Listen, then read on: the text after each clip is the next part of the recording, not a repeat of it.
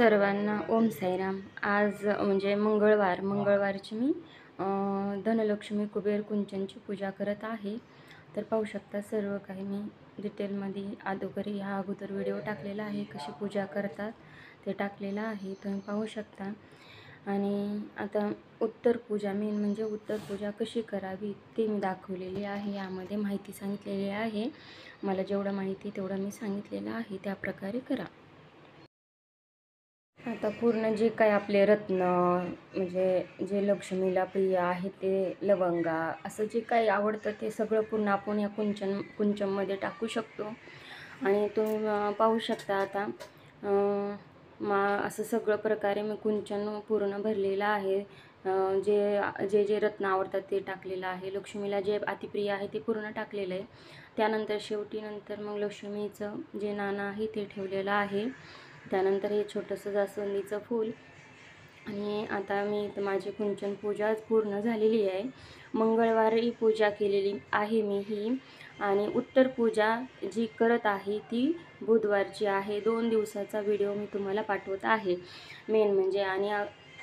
आणि उत्तर पूजा कशी करावी ते पाहाच आता पुढे तुम्ही। तर इथं पूर्ण माझी कुंचम पूजा झालेली आहे, धनलक्ष्मी कुंचम पूजा झालेली आहे। आता हे बुधवारचा दिवस आहे। अगोदर आपल्याला दिवे जे शांत झालेले दिवे आहेत ते प्रज्वलित करायचे तूप टाकून। नंतर हळदी कुंकू व्हायचं आहे कुंचमाला, आणि नंतर स्वतः हळदी कुंकू लावून घ्यायचं आणि प्रार्थना करायची, देवी माता मी जी सेवा केली तू मान्य करून घेतलीच असेल।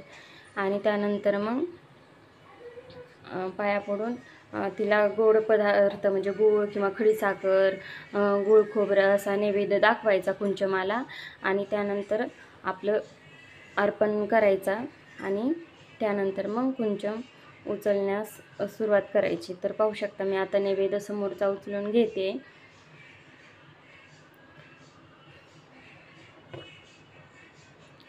दिवे वगैरे उचलून घेते,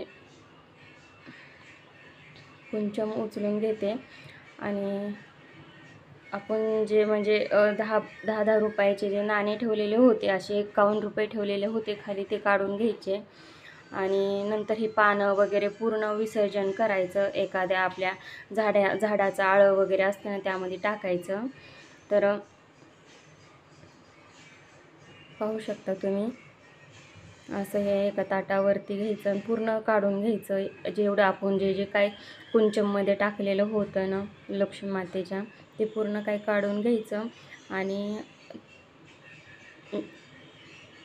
हे पाहू शकता तर मी सगळं काही असं काढून घेते।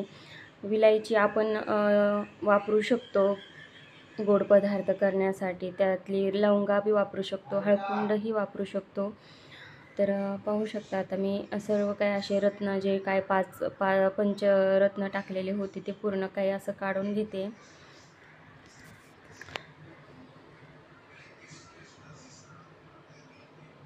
किंवा आपण हे सगळ्यांची एक अशी पोटली करून ठेवून आपल्या ह्याच्यात ठेवून द्यायची।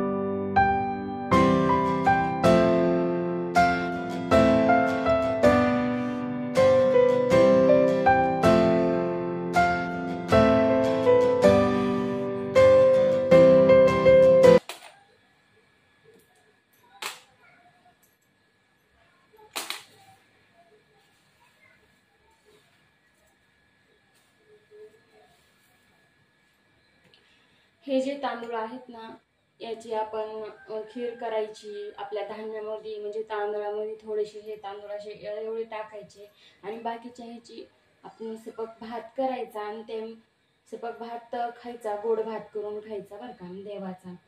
आणि बाकीचे थोडेसे तांदूळ आहेत ना ते धान्यामध्ये टाकायचे आपल्या, म्हणजे लक्ष्मी आपली प्राप्त हे व्हावी। आणि हे जे आहेत ना ह्याची आता आपल्याला एक लाल रुमालामध्ये ना सगळ्यांची पोटली म्हणजे एक हे बनवायची, पोटली बनवायची, आणि आपल्या आपल्या ह्याच्यामध्ये. आता इथे तुम्हाला मी सांगत आहे की जे आपण जेवढं जे जे देवीला आवडतं कुंचममध्ये जे जे आपण टाकलेलं आहे त्याची ना एक पोटली करून आपल्या तिजोरीमध्ये ठेवून द्यायची.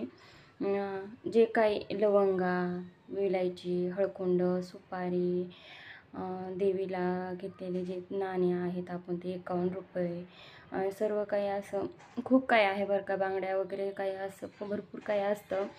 तर माझ्याकडे जेवढं उपलब्ध आहे तेवढंचीच मी पोटली बांधून तिजोरीमध्ये ठेवते.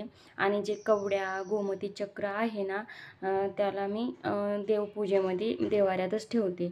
आणि जे कुंचनमध्ये जे नाणे टाकले होते त्यावरती ना देवी मातेचे शिक्के आहेत, त्याची मी पूजा करते. आणि हे जे आपलं कुंचन आहे, जे कुंचन आपण जिथं देवाच्या वस्तू असतात तिथं ठेवून द्यायचं कुंचन साफ करायचं आणि तिथं ठेवून द्यायचं. किंवा मग मंदिरात जरी ठेवलं ना तरी चालेल. हळदी, कुंकू, तांदूळ टाकायचे ह्याच्यामध्ये आणि तिथं मंदिरात ठेवून द्यायचं एका जागेवर. तर आता ही उत्तर पूजा झालेली आहे माझी.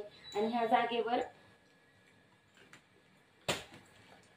आणि ह्या कवड्या, गोमती चक्र आणि हे जे आपण कुंचनामध्ये शिक्के टाकले होते नाणे 10-10 रुपयाचे, ते पूजेसाठीच घेतलेले आहे. त्यावरती ना वैष्णव मातेचं चित्र आहे, पाहू शकता तुम्ही.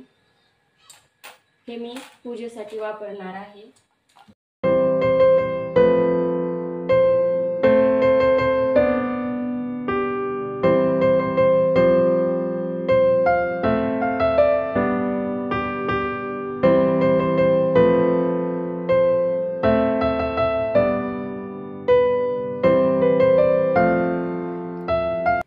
आता आपली उत्तर पूजा झालेली आहे. आता जे वस्त्र वगैरे चौरंग काय ठेवलेलं आहे ते पूर्ण आता उचलून घ्यायचं.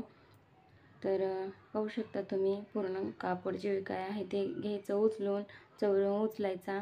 आणि ज्या ठिकाणी आपण पूजा मांडलेली त्या ठिकाणी हळदी कुंकू व्हायचं, दिवा ठेवायचा, एक फूल अर्पण करायचं आणि थोडे 5-6 मिनटे आपण तसंच ठेवून द्यायचं. आणि म्हणजे तिथं हळदी कुंकू वाहून तसंच ठेवून द्यायचं. कारण तिथंही आत्ता आपण जरी पूजा उचललेली असली तरी तिथे लक्ष्मीचा वास असतो.